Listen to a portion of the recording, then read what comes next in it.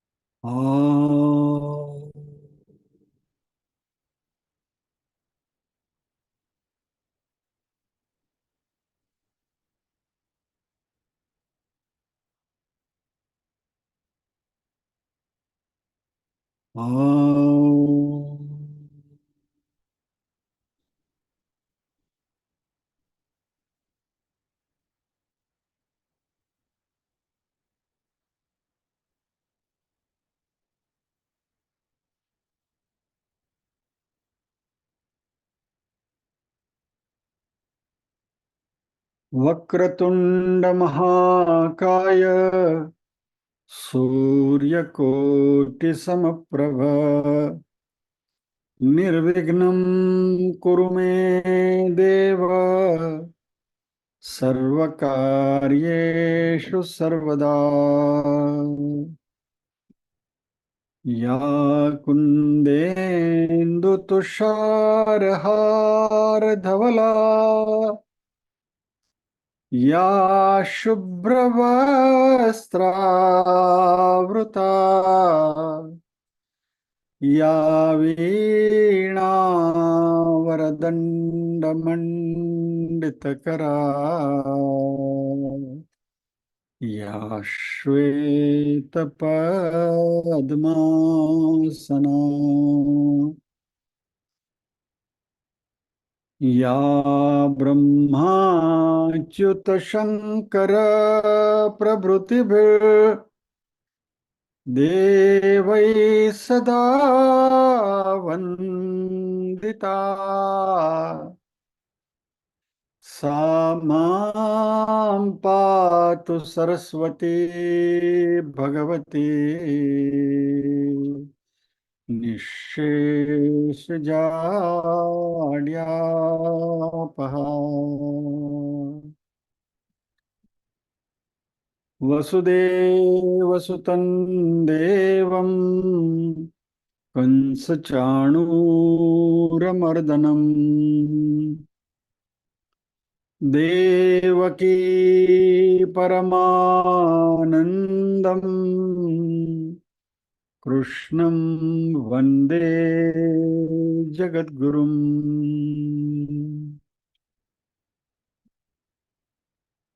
सदाशिवसमारम्भाम् शङ्कराचार्यमध्यमाम् अस्मदाचार्यपर्यन्ताम् वन्दे गुरुपरम्पराम्।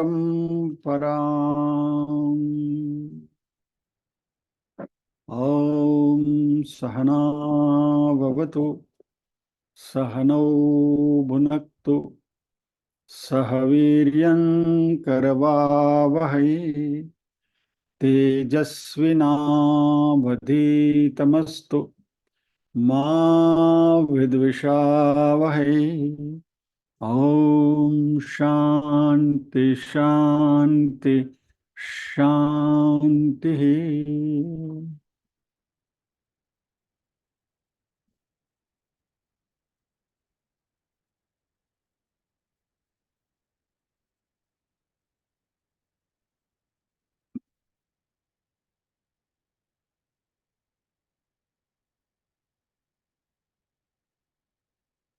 हमारा इस श्लोक के ऊपर अध्ययन जारी है।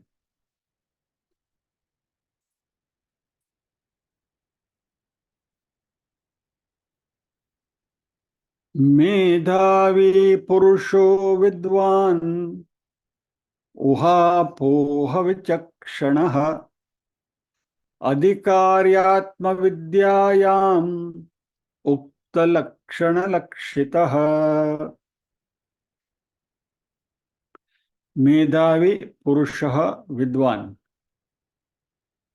यानी ऐसे व्यक्ति की यहाँ बात हो रही है, साधक की, जो मेधावी है, जिसमें पुरुष जैसी मन प्रकृति है, जो विद्वान है, जो उहापोह विचक्षण है, और वह पुरुष, अधिकारी पुरुष, आत्मविद्यायाम उक्त लक्षण लक्षितः, जो आत्मविद्या का अधिकारी है, और ये जो कहे गए लक्षण है वो लक्षणों वाला पुरुष है। अब ये कहे गए लक्षण में क्या क्या है वो हम बात कर रहे हैं। सो इस श्लोक में शंकराचार्य जी कहते हैं मेधावी पुरुषः विद्वान उहापोह विचक्षणा, ये चार लक्षणों की बात कर रहे हैं शंकराचार्य जी।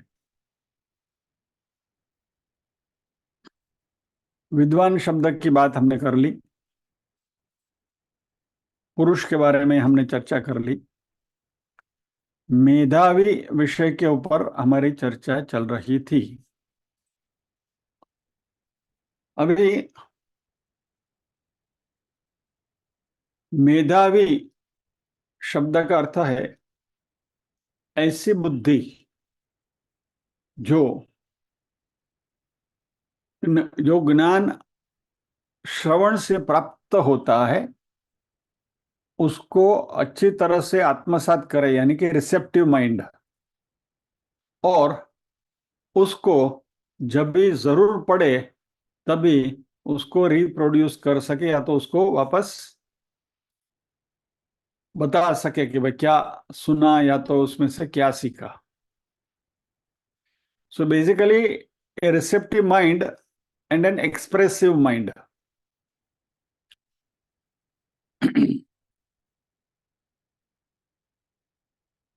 और मजे की बात यह है कि शंकराचार्य जी की इस मेधावी प्रकृति, मेधावी लक्षण की बात हम इस समय में कर रहे हैं जहां हमारी स्मृति, याद शक्ति बिल्कुल नहीवत हो गई है। अभी हम रात को यहाँ 8 बजे बैठे हैं, किसी से पूछे दोपहर को लंच में क्या खाया था, तो इमीडिएटली जवाब नहीं मिलेगा, एक बार तो सोचना पड़ेगा कहाँ क्या खाया था। यानी हमारी याद शक्ति की लेवल यहाँ तक उसका ह्रास हो गया है। इसके पीछे का एक मुख्य कारण यह है कि हमारे दिमाग के ऊपर जरूरत से ज्यादा लोड है। ये जो इंफॉर्मेशन सिस्टम का जो बलात्कार हमारे दिमाग के ऊपर हो रहा है, यहाँ से वहां से, इधर से उधर से, तो इतनी सारी माहिती हमें मिल रही है कि उसको हम रिसीव करके छान सके उसके पहले तो और नया कुछ आ जाता है। यानी कि बिफोर वी कैन डिसाइड कि इंफॉर्मेशन मेरे पास आई है, वो मेरे काम की है या नहीं है, इसके ऊपर यदि हम सोच भी सकें, उसके पहले तो दूसरी कोई चार इंफॉर्मेशन और आ जाती है। और इसकी वजह से हमारा जो दिमाग है वह कॉन्स्टेंटली तनाव में रहता है, और हमारी याददाश्त इसकी वजह से कम होने लगी है। पहले के जमाने में क्या था कि भाई लोगों के पास इतनी सारी इंफॉर्मेशन की भरमार नहीं थी, माहिती की, इसलिए वो सुखी थे और याद रख पाते थे। सिंपल एग्जाम्पल हम कहें, हमारे संसार की बात करें तो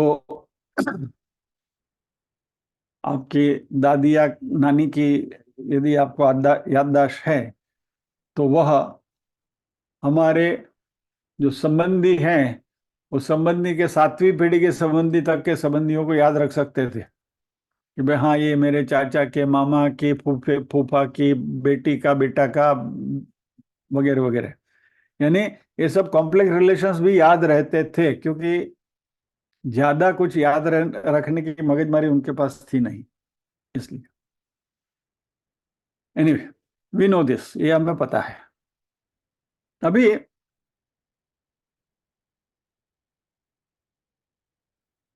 यहां इस याददाश्त की जरूरत क्यों है?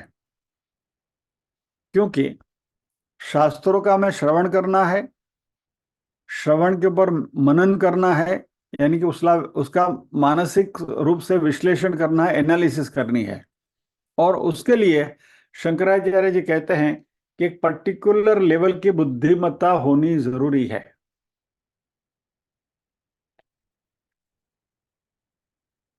और क्योंकि हम हफ्ते में एक बार इस विषय के ऊपर चर्चा करते हैं, तो पिछले सत्र में क्या होगा, उसकी करीब करीब विस्मृति ही हो जाती है।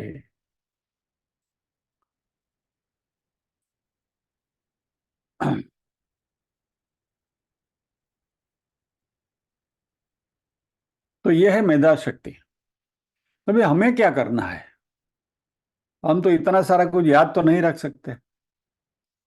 तो बेस्ट थिंग इज, जो बात हम यहाँ सीखते हैं उसका सार भी यदि हमारे मन में रह जाए कि भाई exactly what is the message. पूरी बात याद नहीं रहे, श्लोक याद नहीं रहेगा, मान्य है। लेकिन उस श्लोक के द्वारा या तो उस सत्र में हमने क्या सीखा, जो हम कहते हैं ना कि मैनेजमेंट की भाषा में what is the take home points, तो टेक होम पॉइंट्स क्या है उसके बारे में हमें सतर्क रहना चाहिए। उपनिषदों में इस मेधा शक्ति को डेवलप करने के लिए भी मंत्र हैं। जब भी किसी ब्रह्मचारी को या तो किसी बच्चे को गुरु के आश्रम में रखा जाता था, तो उसको ये वेदों का अभ्यास करना था, शास्त्रों का अध्ययन करना था, और इसलिए उसके लिए ये सारी प्रोसीजर्स प्रिस्क्राइब की गई थी।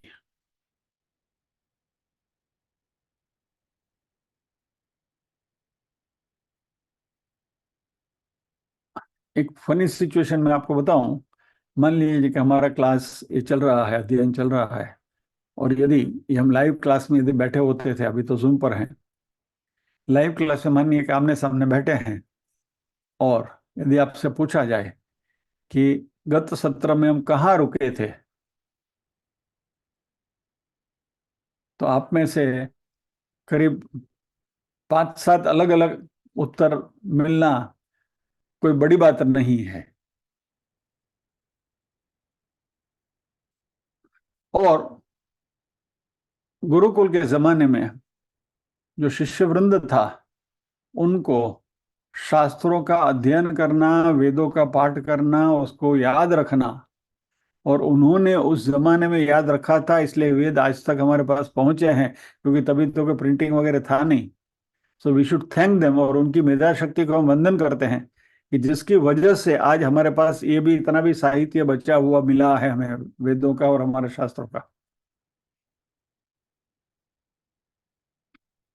और जब भी ये ब्रह्मचारी को इनिशिएट किया जाता था गुरुकुल में, तभी उसको दो चीजें करनी होती थी हमेशा।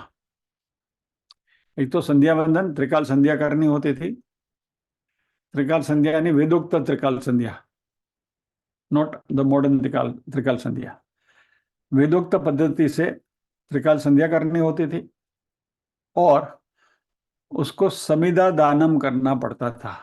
यानी कि समिधि लेकर, यानी कि कास्ट लेकर, जहाँ यज्ञ कुंड में हवन हुआ करता था, वहां वो कास्ट लेकर गुरु के पास उनको जाना था, और गुरु से, गुरु को ये यज्ञ में होम होम करने वाले जो कास्ट है वो अर्पण करते हुए विद्या दान के लिए प्रार्थना करनी होती थी।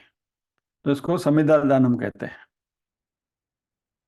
और इस समिधा दानम जो थी, उसमें एक प्रार्थना आती है समिधादानम में, जिसके बारे में एक छोटा सा जिक्र कर लेते हैं कि बेसिकली ये जो विद्यार्थी हैं उनको ये सब मंत्र वगैरह याद रखने में बुद्धि शक्ति को सतेज करना है, मेधा शक्ति को सतेज करना है, इसलिए वो मेधा सुक्त का पाठ करते थे। अभी जो मेधा बुद्धि जो है एक विशेष शक्ति है जो आने वाले या तो ग्रहण किए जाने वाले ज्ञान को धारण करती है और उसके प्रॉपर समय पर उसको व्यक्त भी कर सकते हैं, जैसे हमने आगे देखे। और इस मेधा शक्ति की प्राप्ति के लिए अग्नि, वरुण, प्रजापति, इंद्र, वायु, धाता आदि देवों की प्रार्थना की जाती थी कि हे स्वयं सो देव, हमें इस मेधा शक्ति प्रदान करो। तो इस मेधा सूक्तम का एक छोटा सा अंश मैं आपके सामने यहाँ प्रस्तुत करता हूं।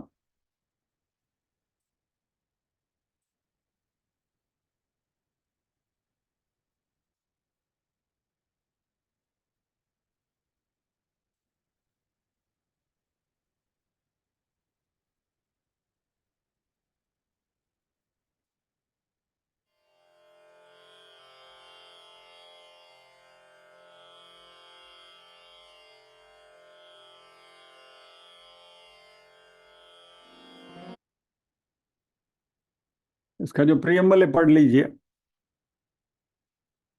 मेधा Suktam is a prayer for Medha, that is memory power, concentration and intelligence.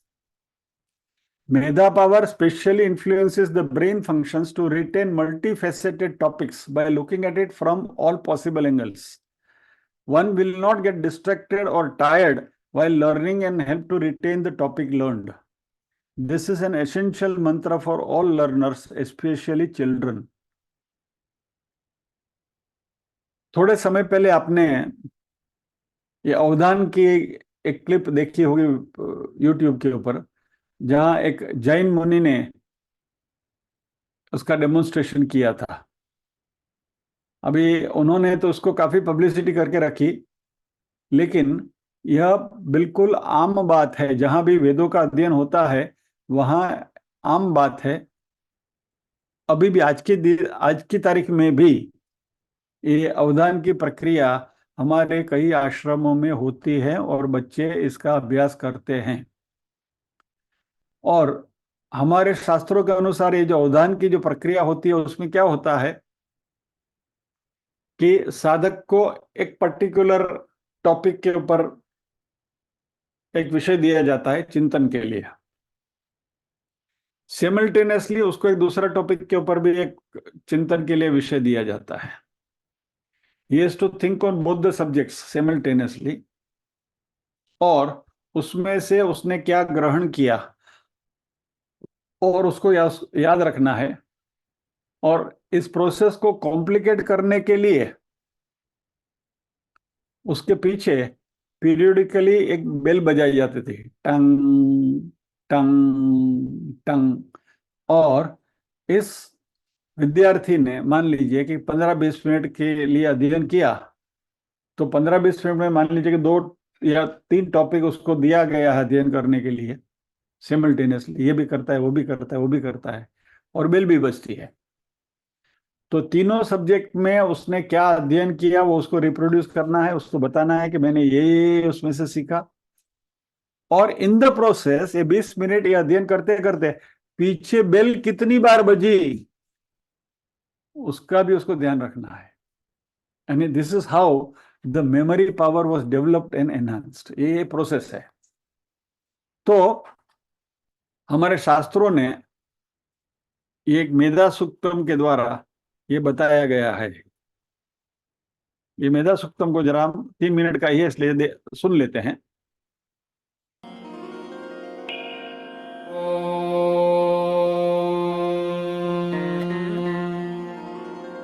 यश्छन्दसा वृषभो विश्वरूपः छन्दोभ्योऽध्यमृतात् सम्बभूव समेन्द्रो मेधया स्पृणोतु अमृतस्य देवधारणो भूयासम् शरीरं मे विचर्षणम् जिह्वा मे मधुमत्तमा कन्नाभ्यां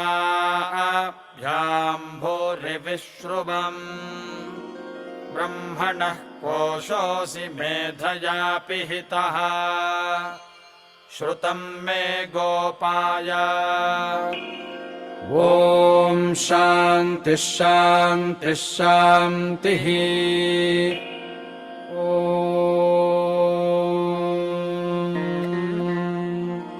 मेधा देवी जुषमाना न आगात् विश्वाची भद्रातु मनस्यमाना त्वया जुष्टानुदमाना दुरुक्तान् बृहद्बदेम विदथे सुवीराः त्वया जुष्टऋचिर्भवति देवि त्वया ब्रह्मा गतस्त्रीरुतत्वया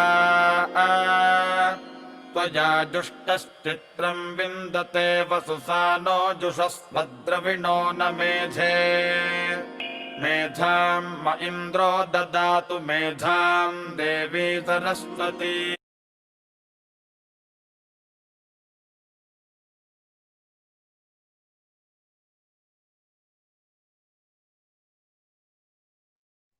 मेधा सूक्त का ये मुख्य मंत्र है। मेधा म इंद्रो ददातु, म यानी मुझे, माम मेधा यानी मेधा, हे इंद्र मुझे मेधा शक्ति दीजिए। मेधान देवी सरस्वती, हे सरस्वती माँ मुझे मेधा दीजिए। मेधा में अश्विनव अश्विनी कुमार जो वो मुझे मेधा दे।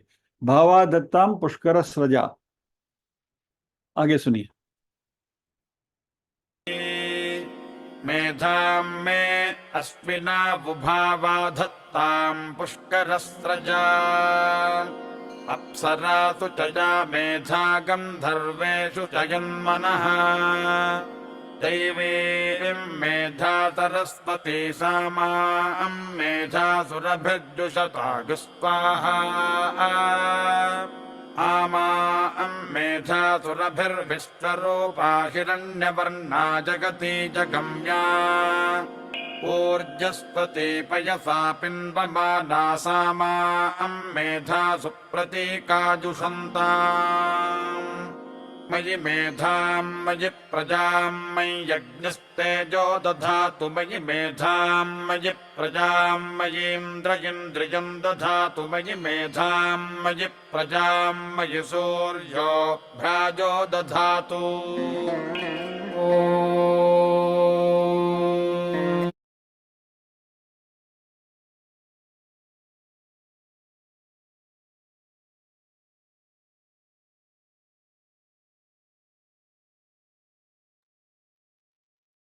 ये था मेधा सूक्त। इसमें अलग अलग देवताओं से प्रार्थना की जाती है कि हे देव मुझे ये मेधा दीजिए, यानी कि ऐसी मुझे बुद्धि दीजिए। क्योंकि उस समय जो ब्रह्मचारी बालक थे गुरुकुल में, उनके लिए सबसे बड़ी जरूरत इस मेधा शक्ति की थी। इस मेधा के बारे में बहुत कुछ कहा जा सकता है, लेकिन इन शॉर्ट यहाँ इस मंत्र में शंकराचार्य जी कहते हैं कि शास्त्रों का अध्ययन जिसको करना है या तो वेदांत का अध्ययन जिसको करना है, वैसा व्यक्ति मेधावी होना चाहिए। इस मेधा सूक्त का एक हिस्से में यह भी कहा जाता है, तेजस्वी भूयसाम वर्चस्वी भूयसाम ब्रह्म वर्चस्वी भूयसाम समिधा दानम श्रद्धाम मेधाम यश प्रज्ञाम विद्याम बुद्धिम श्रियम बलम आयुषम तेज आरोग्यम देहि में हव्य वाहना। यानी हे हव्य वाहन, यानी कि हे अग्नि देवता, हव्य का वाहन करने वाले, यानी कि हे अग्नि देवता मुझे ये सारी चीजें दीजिए। This was the prayer to Agni. क्या देना है? पहला तो श्रद्धाम, यानी वेदों में मेरी श्रद्धा, क्योंकि ये श्रद्धा नहीं है तो कुछ काम नहीं बनता। फिर मेधा, फिर यश, प्रज्ञा, प्रज्ञा यानी विजडम, फिर विद्या, विद्या यानी नॉलेज, बुद्धिम यानी इंटेलिजेंस। देखिए क्या क्या मांग रहे हैं। बुद्धिम, इंटेलिजेंस, रीजनिंग पावर, लॉजिक। फिर श्रियम, श्रियम यानी प्रॉस्पेरिटी। ये ब्रह्मचारी ये सब मांग रहा है, और प्रॉस्पेरिटी भी मांग रहा है, क्योंकि ये ब्रह्मचारी शिक्षण प्राप्त करने के बाद गृहस्थ होने वाला है। तो गृहस्थ को प्रॉस्पेरिटी भी चाहिए। श्रीयम, बलम, आयुषम, तेज, आरोग्यम, देहि में हव्यवाहन। ये सारी प्रार्थनाएं समिधा दानम के समय पर की जाती थी। समिधा दानम यानी कि हवन में जब भी काष्ठ अर्पण किए जाते थे।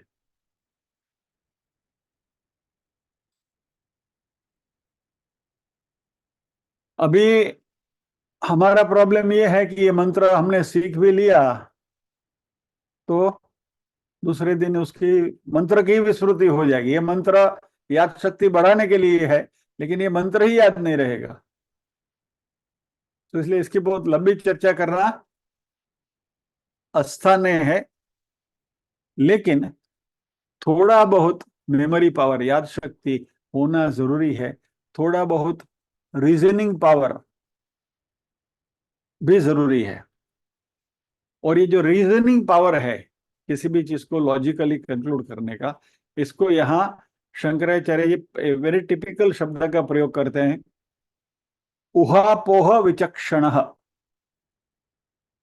अभी उहापोह का हमारा लिटरल मीनिंग क्या है? कोलाहल, बराबर, शाउटिंग। ये यहाँ उहापोह हो रहा है, कॉमोशन हो रहा है। उहापोह का नॉर्मल अर्थ जो हम समझते हैं, दैट इज अ कॉमोशन। और शंकराचार्य जी कहते हैं कि ये जो विद्यार्थी है वो ऊहापोह विचक्षण होना चाहिए, यानी कि कोलाहल करने में ही शुड बी एक्सपर्ट, यानी he should be an expert in making commotions. तो फिर उसको जेएनयू में ही जाना चाहिए, that is the right place.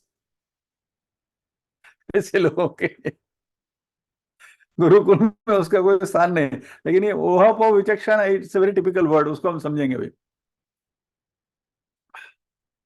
ऊहापोह विचक्षण का अर्थ है कि इस व्यक्ति में ऐसी विवेक बुद्धि होनी चाहिए कि जो काम की चीज है उसको एक्सेप्ट करे, और जो यूजलेस चीज है उसको रिजेक्ट करते हैं। यानी निरक्षीर विवेक जो हम कहते हैं ना, कि जो हमें जो चाहिए वो हम ग्रहण करें, उसमें से जो चीज नहीं चाहिए उसको भी थ्रो इट अवे। हमारे शास्त्रों में भी बहुत सारी बातें हैं जिसमें हमें जो काम की चीज है उसको हमें सीखनी चाहिए, और बाकी जो बेकार चीजें हैं या तो जो लेस इंपॉर्टेंट चीजें हैं उनको बाजू में रख देनी चाहिए। ये विवेक बुद्धि हमारे में होनी चाहिए, और ऐसी विवेक बुद्धि जिसमें है उसको शंकराचार्य जी कहते हैं ऊहा पोह विचक्षण।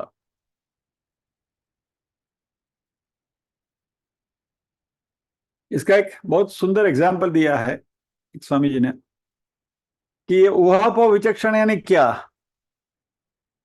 तो हम सबने गन्ना खाया है, बराबर, गंडेरी खाई है, सबने खाई है। तो गंडेरी खाते समय हम क्या करते हैं? गन्ना खाते समय वो गन्ना का जो पीस है उसको मुंह में लेते हैं, चबाते हैं, गन्ने का जूस जो है वो पी जाते हैं, और फिर जो छिलके हैं वो थूक देते हैं। बस ये हुआ अपोह विचक्षण, इन शॉर्ट। एग्जाम्पल के द्वारा आपको बताया गया कि हुआ अपोह विचक्षण यानी कि कोई भी बात हमारे सामने आई तो गन्ने की तरह उसको चबाना, और उसका जो मीठा रस है वो आत्मसात कर लेना, और बाकी की जो बेकार चीजें हैं उसको थूक देना। ये ऊहापोह विचक्षण इन शॉर्ट है, बराबर। अब इसका भी हम थोड़ा और इसके ऊपर चर्चा करनी है, बहुत महत्व का शब्द है ये।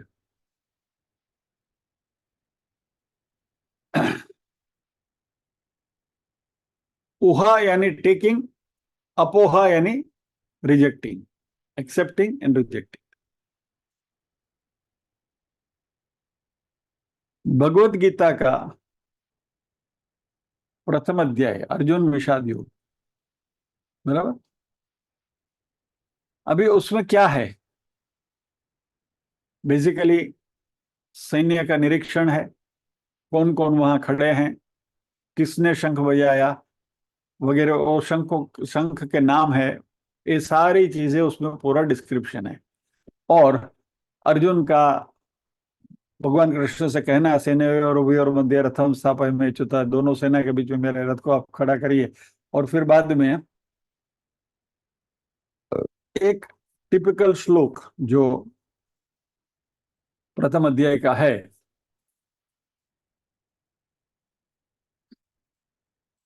डिस्प्ले करता हूं आपके सामने। Okay, let us quickly run through the first chapter. Scroll ही कर देता हूं मैं। एवं मुक्तो ऋषिकेशो गुड़ाकेशन भारत सेनयोरुभयोर्मध्ये स्थापयित्वा रथोत्तमम्, बराबर। कृष्ण ने अर्जुन का रथ दोनों सेना के बीच में खड़ा किया। तत्र पश्चात स्थितान पार्थ पितृवंत, इन सबको देखा उन्होंने। और अर्जुन की मनस्थिति यहाँ 28वें श्लोक में है। दृष्टवेमं स्वजनम कृष्ण युयुत्सुम समुपस्थितम, हे कृष्णा, युद्ध करने के लिए यहाँ खड़े ये मेरे सारे स्वजन को देखकर, सीदंती मम गात्राणि मुखम च परिशुष्यति, वे पथुश्च शरीरे में रोमहर्षश्च जायते, गांडीवं संसृते हस्तात् त्वक्चैव परिदह्यते, न च शक्नोम्यवस्थातुं भ्रमतीव च मे मन। अर्जुन की डिस्पोंडेंसी, सीदंती मम गात्राणि, मेरे गात्र शिथिल हो रहे हैं, मुखम च परिशुष्यति, मेरा मुंह सूख रहा, my mouth is becoming dry, वेपथुश्च शरीरे में, मेरे शरीर के ऊपर पसीना हो रहा है, आई एम स्वेटिंग, रोम हर्ष से जायते, मेरे रोंगटे खड़े हो गए हैं, गांडीवम स्रंसते हस्तात्, गांडीव धनुष्य मेरा हाथ में से सरक रहा है। अर्जुन की सिंबल ऑफ अर्जुन वैलर, जिसकी वजह से अर्जुन की पहचान है, वो गांडीव वही उसके हाथ से छूटा जा रहा है। त्वक्चैव परिदह्यते, मेरी चमड़ी जल रही है। न च शक्नोमि अवस्था, तो मैं खड़ा नहीं रह पाता हूँ। भ्रमतीव च मे मन, मेरा मन जो है वो भ्रमित हो रहा है, मुझे चक्कर आ रहा है। अब ये किसी मेडिको को ये बताएंगे श्लोक तो बोलेगा उसको लो बीपी है, उसको नींबू शरबत पिला दो ठीक हो जाएगा, बराबर। अभी ये पूरे इसमें अध्याय में जो बात है वो युद्ध के मैदान की बात है, अर्जुन की परिस्थिति की बात है। और इसमें जो सीखना था हमको, वो ये श्लोक ही इसका सेंट्रल पॉइंट है। तो इसमें ऊहापोह विचक्षण क्या करेंगे।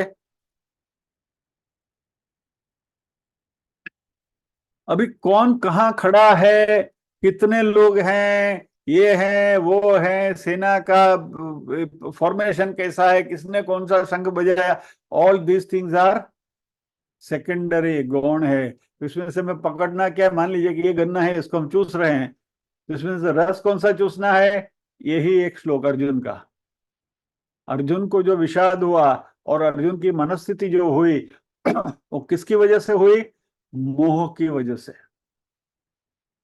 तो इसमें से पूरे अध्याय में से हमें ग्रास्प क्या करना है, यदि हम मोहित हो गए संसार में, हमारा मोह इतना तीव्र होगा तो हमारी ये परिस्थिति होगी। इतना ही हमें इसमें से सीखना है, ये रस उतारना है, बाकी का सब चबा के फेंक देना है।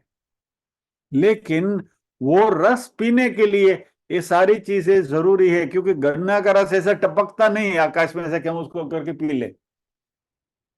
यानी शास्त्रों में भी बहुत सारी बातें हमारे सामने आती हैं, वो सबको हमें स्वीकार करना है, और उसमें से जो काम की चीज है उसको रख के उसका अर्क लेकर बाकी की चीजों को रिजेक्ट करना है, निकाल देना है गन्ने के छिलके की तरह। ये ऊहापोह विचक्षणा।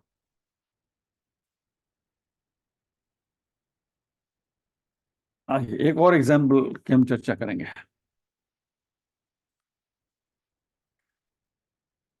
अभी इसमें हमें चर्चा करनी है तो बहुत सारी चर्चा, और इसके ऊपर लोग पीएचडी भी करने लगे हैं। कृष्ण अवतारी पुरुष थे कि नहीं, कृष्ण का अवतार हुआ कि नहीं, रियली महाभारत का युद्ध हुआ था कि नहीं हुआ, कहाँ हुआ था, कुरुक्षेत्र में हुआ था कहीं और हुआ था, इज इट अ फिक्शन, खाली व्यासाचार्य की मन की कहानी है, मनगढ़ंत कहानी उन्होंने लिख डाली है कि महाभारत में, वगैरह वगैरह वगैरह। So many things can be discussed. लेकिन भगवत गीता का अध्ययन करने का हमारा ये मकसद नहीं है। हमें भगवत गीता के प्रथम अध्याय का जो बैकग्राउंड है या तो उसकी जो सिचुएशन है उसके ऊपर हमें पीएचडी नहीं करनी है। उसमें से हमें जो सार सीखना है कि वे मोहग्रस्त मन जब भी हुआ, व्यक्ति जब भी टेरिबली मोह से ग्रस्त हो जाता है तो उसकी स्थिति क्या होती है, और उससे हमें अपने आप को कैसे बचाना है, यही इसमें से सीखना है। और ये बात भगवत गीता में हमने सिखाई गई कि when we are in a deep attachment, इसको ही हम संसार कहते हैं, इसको ही हम संसार कहते हैं। और ये संसार जब भी हमारे पर छा जाता है तभी हमारी परिस्थिति ये हो जाती है। और उस समय जैसे अर्जुन ने कृष्ण भगवान की शरण ली, वैसे हमें भी कोई बुद्ध पुरुष की शरण में जाना चाहिए। बराबर। कार्पण्य दोषोपहत स्वभाव, पृच्छामि त्वां धर्म सम्मूढ़ चेता, यच्छ्रेयस्यान्निश्चितं ब्रूहि तन्मे, शिष्यस्तेहं साधिमां त्वां प्रपन्नम। किसी सदगुरु के पास जाना चाहिए और ये हमारा शास्त्रों के अध्ययन के द्वारा हमारी शंका का समाधान ढूंढना चाहिए। चिन्मयानंद जी ने सदगुरु के ऊपर इसका विश्लेषण अच्छा किया है कि गो टू ए सदगुरु, अंग्रेजी में सदगुरु कैसे लिखते हैं आप, SADGURU, बराबर। उसको दो में स्प्लिट करें, SAD and GURU। तो आपको सदगुरु के पास जाना है, सैड गुरु के पास नहीं, नहीं तो अपनी सैडनेस आपके गले में पिरा देगा। So be careful while selecting a person to whom to go। ये चिन्मयानंद जी का शब्द है, मेरे नहीं। तो संसार क्या है, इसकी जब भी हमें अनुभूति या तो इंफॉर्मेशन मिल जाएगी, once we know what is sansar, फिर हमें किसकी शरण में जाना है, कैसे गुरु की शरण में जाना है, हमें पता चलेगा। हमारे गुरु तो हमने भगवान कृष्ण को हमने अपने आप को समर्पित करके रखा है, अर्जुन ने जैसे किया था। तो पहले अध्याय में ये बात हमें सीखनी है। तो जो जूस हमने पिया वो ऊह, और जो छिलके हमने फेंके वह अपोह, दैट इज ऊह अपोह, उसमें विचक्षण। एक और एग्जाम्पल लेते हैं। मान लीजिए कि स्कूल में इसके ऊपर इलेबरेशन इसलिए हो रहा है कि हमारी मनस्थिति कई बार ऐसी हो जाती है। और इस बात को भी जरा, ये एग्जाम्पल को भी जरा ध्यान से सुनिए। एक क्लासरूम में शिक्षक मैथ्स का क्लास था और अध्यापक बच्चों को सिखा रहे थे कि बच्चे लोग, मल्टीप्लिकेशन का टेबल, प्राइमरी स्कूल थी, तीसरी चौथी कक्षा थी, बच्चे लोग, एक पेंसिल 5 रुपए की आती है, तो 1 दर्जन पेंसिल का बॉक्स मुझे लाना है, तो मुझे कितने पैसों की, कितने रुपयों की जरूरत पड़ेगी, बराबर है। तो उसका सीधा सीधा आंसर क्या है, 12 × 5 = 60। आपको पास 60 रुपये चाहिए, सीधा सीधा हिसाब है। लेकिन इसमें भी एक बच्चा ऐसा उंगली खड़ा, सर अभी पेंसिल 5 रुपए की नहीं मिलती, अभी 6 रुपया हो गया है। तो दूसरा बोले, नहीं नहीं सर, वो पेंसिल का जो बॉक्स आता है ना उसमें 12 पेंसिल नहीं आती, 10 ही आती है। अरे भैया, इससे तुम्हारा क्या लेना देना, यू आर लर्निंग मल्टीप्लीकेशन। आपको खाली मल्टीप्लीकेशन कैसा करना है, 5 × 12 = 60, यही सीखना है, दैट्स इट।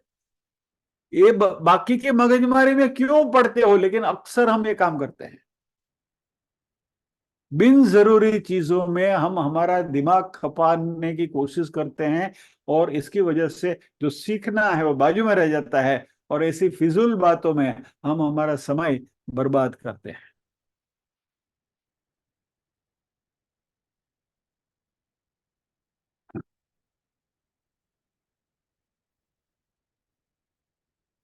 वैसे सामाजिक स्थिति के बारे में भी बातें हो रही है। मान लीजिए कोई रामायण का अध्ययन हो रहा है, तो बहुपत्नीत्व या तो बहुपतित्व, रामायण महाभारत की बात करें तो द्रौपदी ने बहुपति पतित्व की बात थी, जिसको पोली क्या कहते हैं, पोलिएंड्री। एक महिला के एक से ज्यादा पति होते हैं तो उसको पोलिएंड्री कहा जाता है, और एक पुरुष की एक से ज्यादा पत्नी होती है तो उसको पोलीगेमी कहा जाता है। तो सोसाइटी तब भी पोलीगेमी थी कि पोलिएंड्री थी, अभी उसके ऊपर हमें वेदांत के अध्ययन में ये सारी सोशियोलॉजी की, एनालिसिस की, एपिस्टम पोषण की कोई जरूरत नहीं है। इसलिए शंकराचार्य जी कहते हैं कि वेदांत का जो अध्ययन करने वाला जो ये है विद्यार्थी है, उसको ऊहापोह विचक्षण होना चाहिए।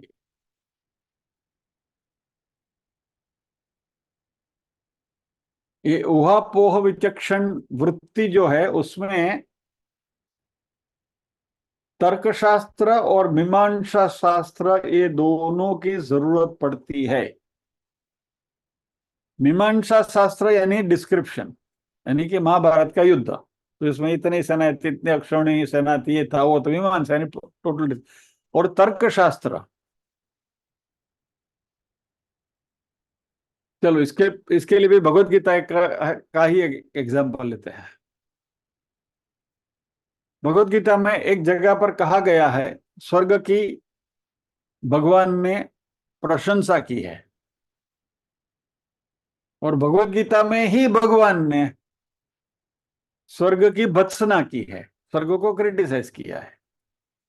ये शास्त्रों से अलग अलग नहीं लेते, सीधा भगवत गीता क्योंकि हम उसका अध्ययन करते हैं, तो उसी का एग्जाम्पल लेकर इस बात को, तर्क शास्त्र को समझने की हम कोशिश करें।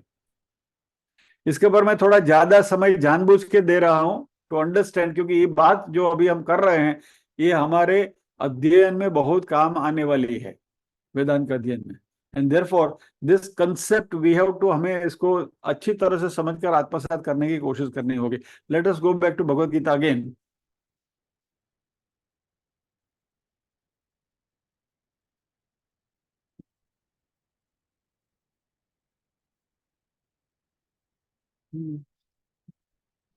अभी ये श्लोक देखिए, ये 32वें श्लोक में है, दूसरे अध्याय के। आपको दिख रहा है ना? यू कैन सी इट ना? यदृच्छया चोपपन्नम स्वर्गद्वारमपावृतम सुखिन क्षत्रिया पार्थ लभन्ते युद्धमीदृशम। अर्जुन, तुम क्षत्रिय हो, और क्षत्रियों के लिए युद्ध के मैदान में शूरवीरता से युद्ध करके मारा जाना, यह आपको सीधा स्वर्ग में लेकर जाता है। इसलिए अर्जुन को युद्ध करने के लिए, प्रवृत्त करने के लिए भगवान कृष्ण अर्जुन से कहते हैं कि हे अर्जुन, इसके पहले नहीं, यहाँ आगे है शायद।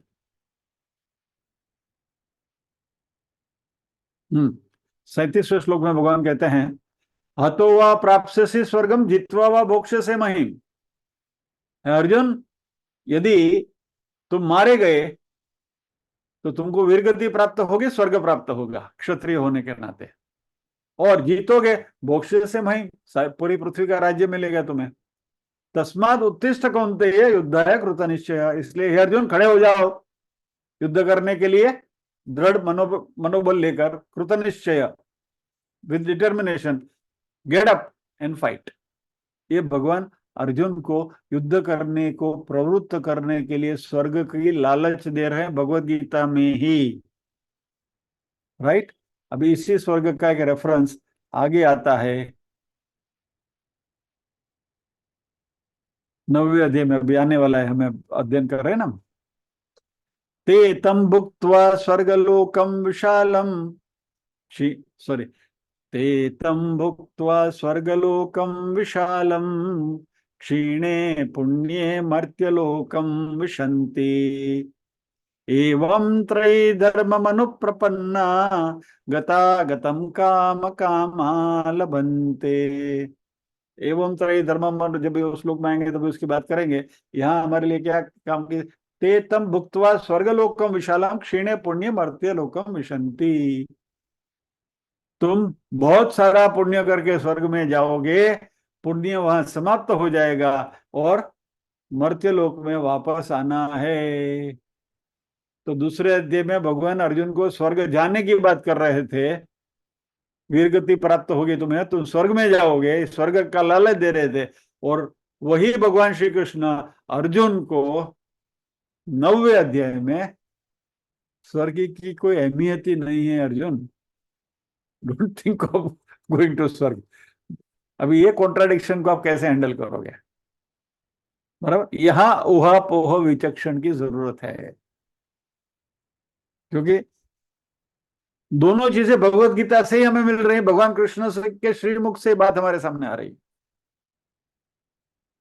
तो ये कॉन्ट्राडिक्शन को कैसे रिजोल्व करें? तो यहां ये तर्क बुद्धि की, तर्क शास्त्र की बात आती है कि जब भी कॉन्ट्राडिक्टरी स्टेटमेंट ऐसे वेदों में या तो शास्त्रों में आते हैं, तो जो लॉजिकली सपोर्ट किया जा सकता है उसका स्वीकार करना चाहिए।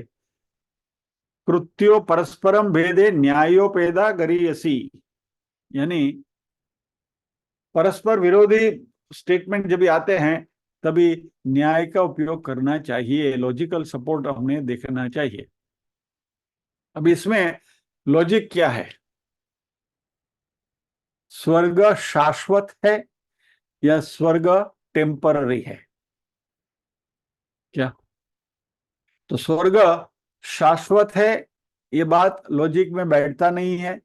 स्वर्ग टेम्पररी है, ये बात लॉजिक में बैठ सकता है। क्योंकि स्वर्ग यदि शाश्वत है तो आप स्वर्ग में जाना यानी परमात्मा की प्राप्ति हो जाना, बराबर।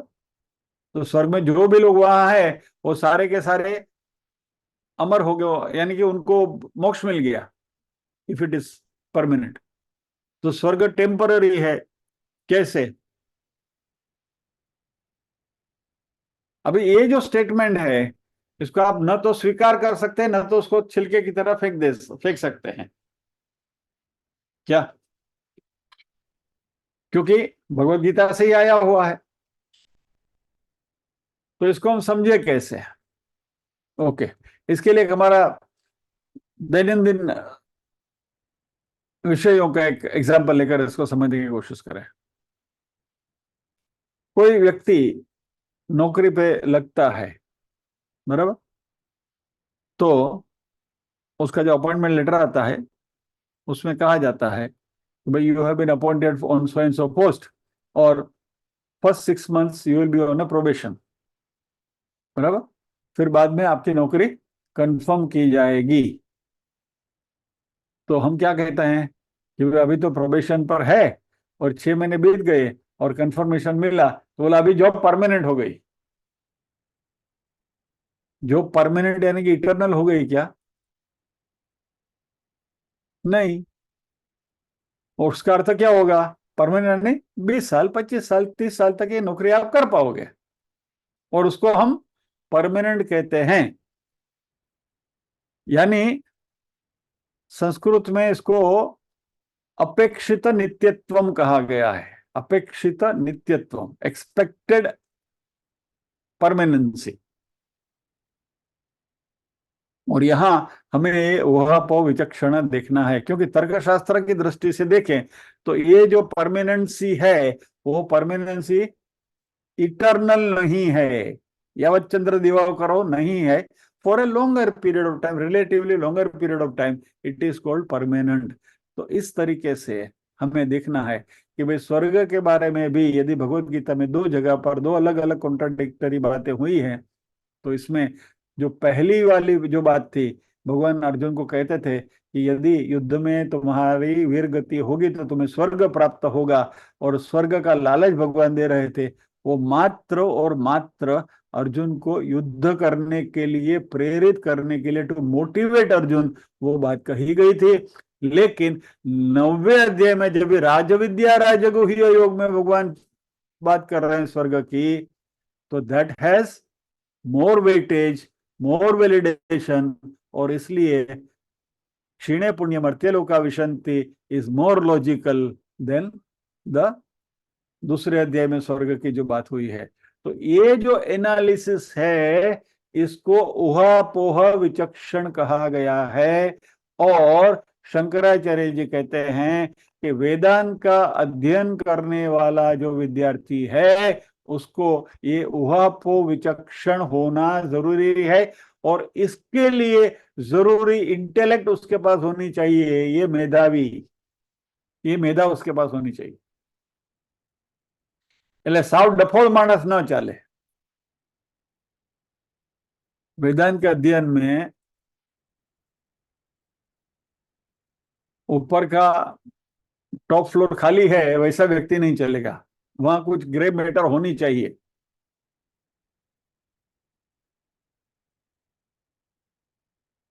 That reminds me of a practical joke. मेरा एक मित्र है, न्यूरोलॉजिस्ट है, बहुत बड़ा न्यूरोलॉजिस्ट है, डॉक्टर अरुण शाह करके, बड़ा नाम है। अभी वो रिलायंस हॉस्पिटल में इज अ डायरेक्टर। तो तभी तो हम नए नए कॉलेज में से निकले थे, तो हम इंजीनियरिंग करते थे, और ही जस्ट पास्ड हिज मेडिसिन का ग्रेजुएशन, पोस्ट ग्रेजुएट करके वहाँ केएम हॉस्पिटल में ही वाज देयर। तो एक बार हम ऐसे उसको मिलने के लिए गए, वहाँ कुछ एक ईईजी मशीन आया था, इलेक्ट्रो एंसिलोग्राफ मशीन कैसा कुछ था, ईईजी। तो उसमें क्या ब्रेन का स्कैनिंग करते, because he was in the neurology department ना, तो ब्रेन का स्कैनिंग करते हैं। तो अरुण हमको वहाँ वो डिपार्टमेंट में दिखाने के लिए कि जो नया मशीन आया है वैसा है वैसा है। तो मैं और मेरा एक दूसरा दोस्त, हम दोनों साथ में थे। तो अरुण से मैंने कहा कि देख अरुण, हम दोनों में से एक को भी इसके ऊपर बिठा के ये मशीन को टेस्ट मत करना। तो बोला क्यों? बोला सीधा भड़ाका हो गया, शॉर्ट सर्किट ही होगा। नहीं नहीं, ऐसा कुछ नहीं, नया मशीन है। He was praising that machine, वो मशीन के बारे में बोल रहा था, मैं कुछ अलग ट्रैक पर चल रहा था। मैंने बोला नहीं नहीं, ये एक्सपेरिमेंट कभी भी मत करना, ये खतरे से खाली नहीं है। बोला नहीं नहीं, नया मशीन है, ये है वो नहीं वो सब। बोला हमको दो में से एक को भी उसमें बिठा के यदि तूने मशीन चालू किया तो तेरा मशीन सीधा बड़ा का हो जाए, शॉर्ट सर्किट हो गया। बोला क्यों? बोला हमारे अंदर यहाँ कुछ है ही नहीं, सीधा शॉर्ट सर्किट हो जाए खटक करके।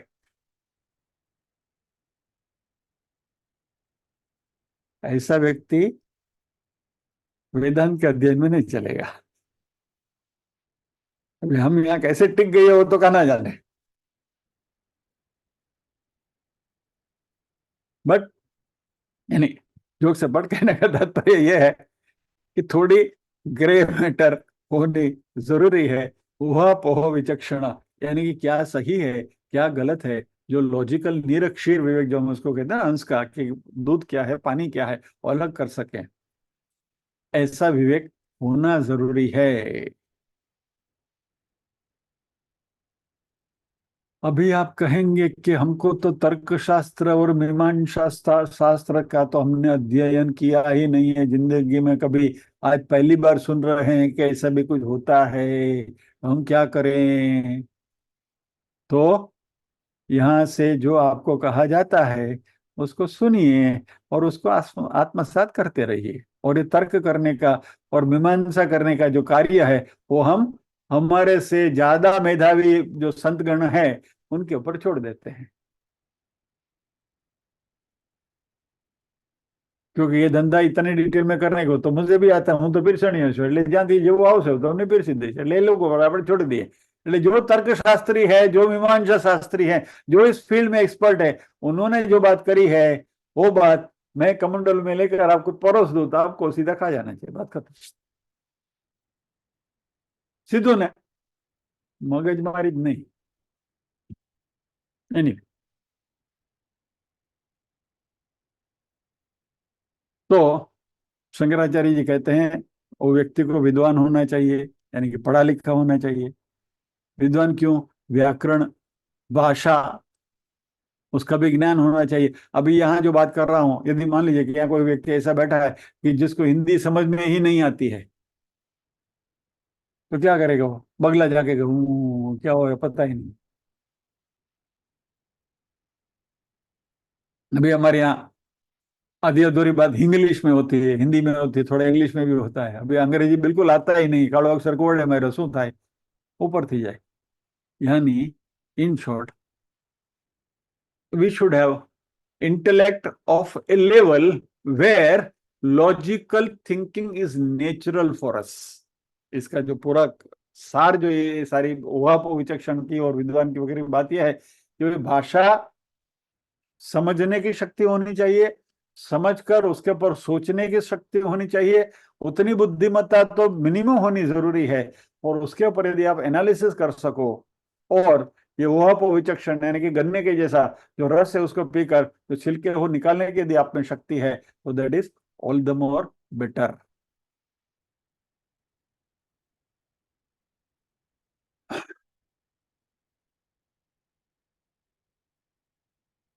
अभी ये कुछ जनरल क्वालिफिकेशंस की बात आई।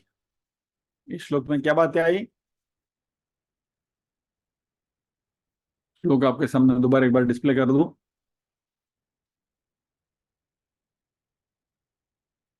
मेधावी पुरुष, विद्वान, उहापोह विचक्षण, ये चार बातें आई।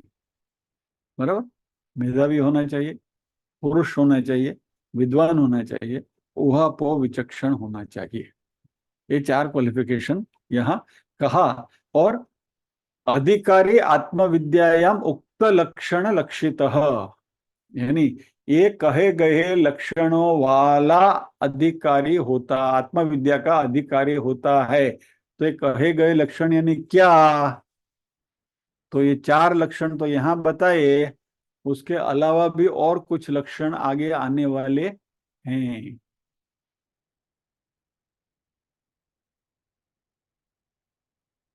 उक्त मीन्स यानी कि आगे कहे गए, गोइंग टू बी मेंशन्ड।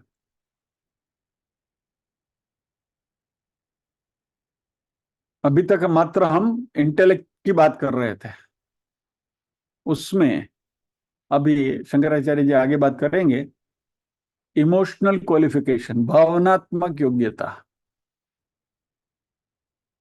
फिर हमारा कैरेक्टर, हमारा स्वभाव, हमारा चरित्र, फिर हमारी धार्मिक अवस्था, हम कितने रिलीजियस हैं, हम आस्तिक है या नास्तिक हैं।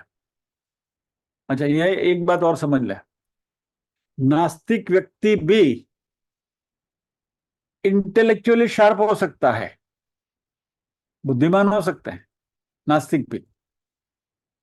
एक हमारा नमूना भी, उसकी बहुत चर्चा चल रही है, जो भी दो तीन दिन में ही तिहाड़ जाने वाले हैं। बराबर?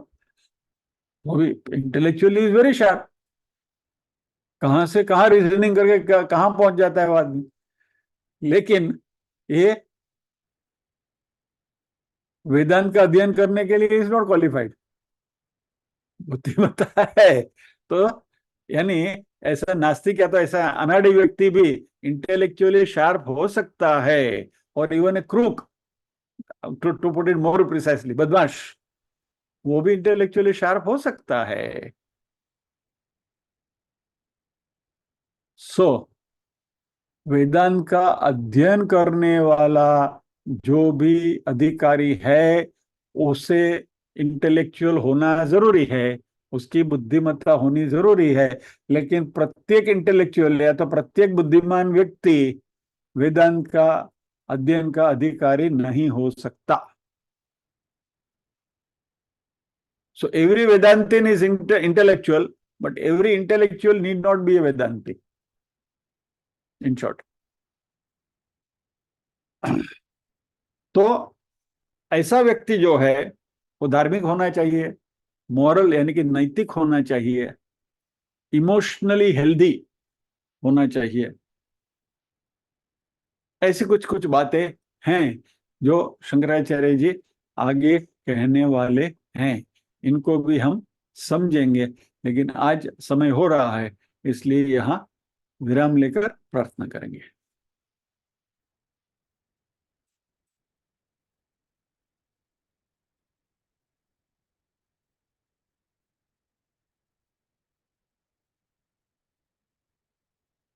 ओम असतो मा सद्गमय तमसो मा ज्योतिर्गमय मृत्योर्मा अमृतंगमय। सर्वेषां स्वस्तिर्भवतु, सर्वेषां शान्तिर्भवतु, सर्वेषां मङ्गलं भवतु, सर्वेषां पूर्णं भवतु। लोका समस्ताः सुखिनो भवन्तु, लोका समस्ताः सुखिनो भवन्तु। नाहं कर्ता हरिः कर्ता, हरिः कर्ता हि केवलम्। ओम शांति शांति शांति ही। सभी के हृदय में विराजमान परम कृपालु परमात्मा को वंदन करते हुए आज के सत्र को विराम देते हैं। अगले गुरुवार फिर मिलेंगे अगले श्लोक के साथ। जय श्री कृष्ण।